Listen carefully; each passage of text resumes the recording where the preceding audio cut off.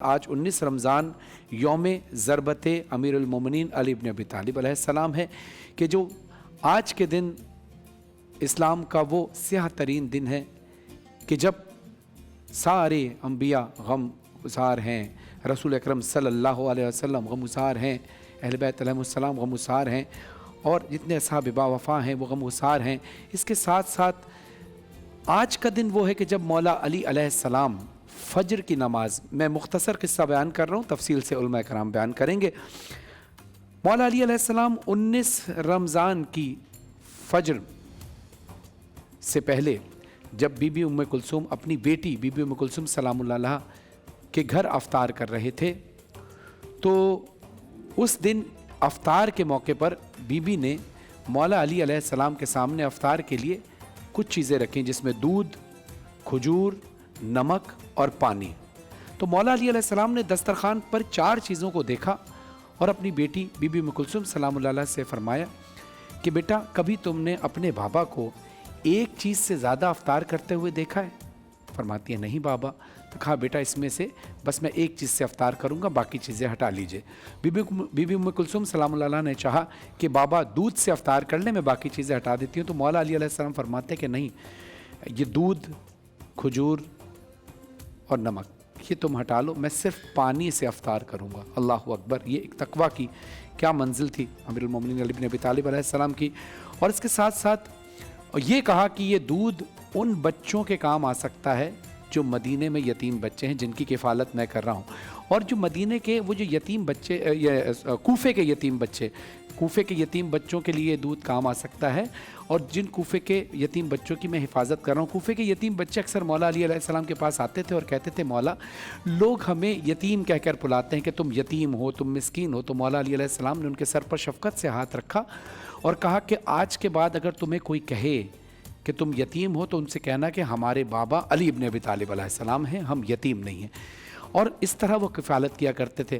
القصہ مختصر، جب افطار کے بعد وہ رات گزری اور صبح نماز فجر کے بعد جب مولا علی علیہ السلام اپنے گھر سے نماز فجر پڑھانے کے لیے مسجد کوفہ کی جانب روانہ ہوئے، تو مرغابیوں نے مولا علی علیہ السلام کے دامن کو پکڑنا شروع کر دیا، گو کہ وہ اپنے الفاظ میں یہ کہہ رہی تھی کہ مولا نہ جائیے، مسجد میں نہ جائیے، کہ شاید اللہ کی طرف سے ان کو الہام ہو چکا تھا کہ مسجد میں کیا ہونے والا ہے، اور مولا علی علیہ السلام کو بھی پتہ تھا، اللہ کی طرف سے یہ علم تھا کہ آج میرا وقت وہ ہے جس کا میں نے وعدہ کیا تھا۔ زنجیر در سے ابا لپٹ گئی، تو شاید زنجیر در یہ کہہ رہی تھی کہ مولا نہ جائیے۔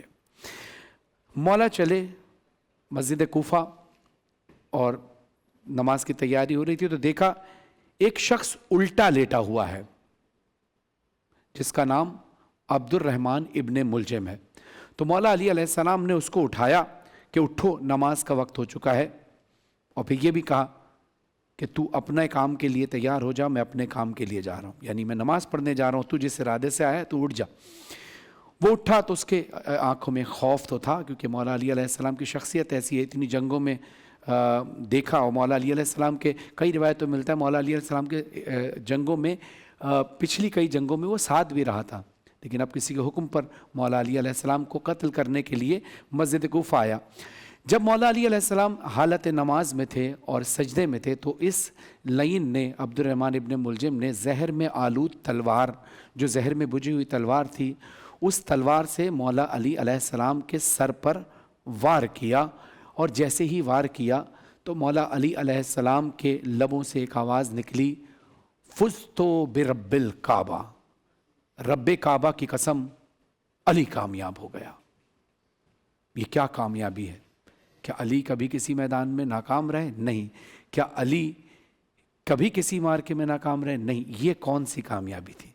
یہ وہ کامیابی تھی کہ مولا علی علیہ السلام اور رسول اللہ صلی اللہ علیہ وسلم سے جو مولا علی علیہ السلام نے درس لیا تھا، جو سبق حاصل کیا تھا، وہ یہ تھا کہ اللہ کی توحید پر کبھی کوئی آنچ نہ آئے۔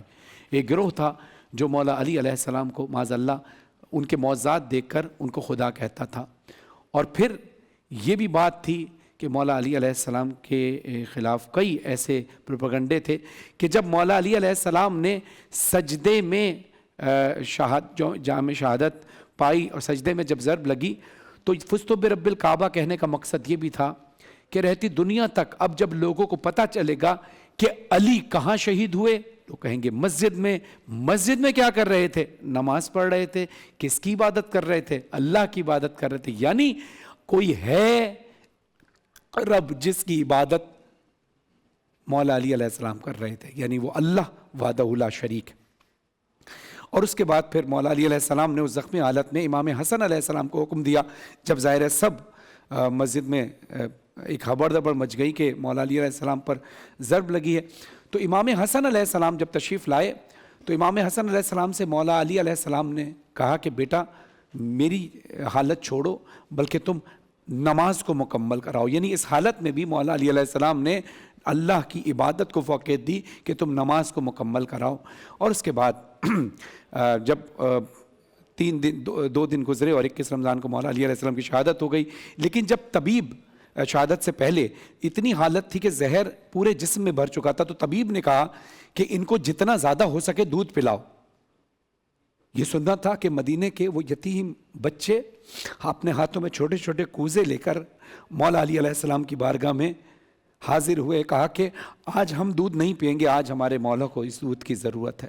اور پھر کچھ دیر بعد عبد الرحمن ابن ملجم کو جب گھیر کے لایا گیا تو اس کی آنکھوں میں خوف تھا، تو مولا علی علیہ السلام نے کہا کہ دیکھو اس کی آنکھوں میں خوف ہے، یہ گھبرایا ہوا ہے، اس کو پانی پلاؤ، اس کو شربت پلاؤ، اس کو دودھ پلاؤ۔ اور امام حسن علیہ السلام سے کہا کہ دیکھو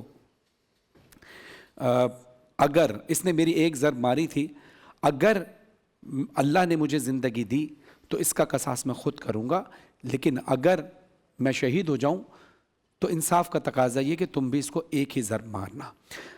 اللہم لعن قتلۃ الامیر المومنین علی بن ابی طالب علیہ السلام۔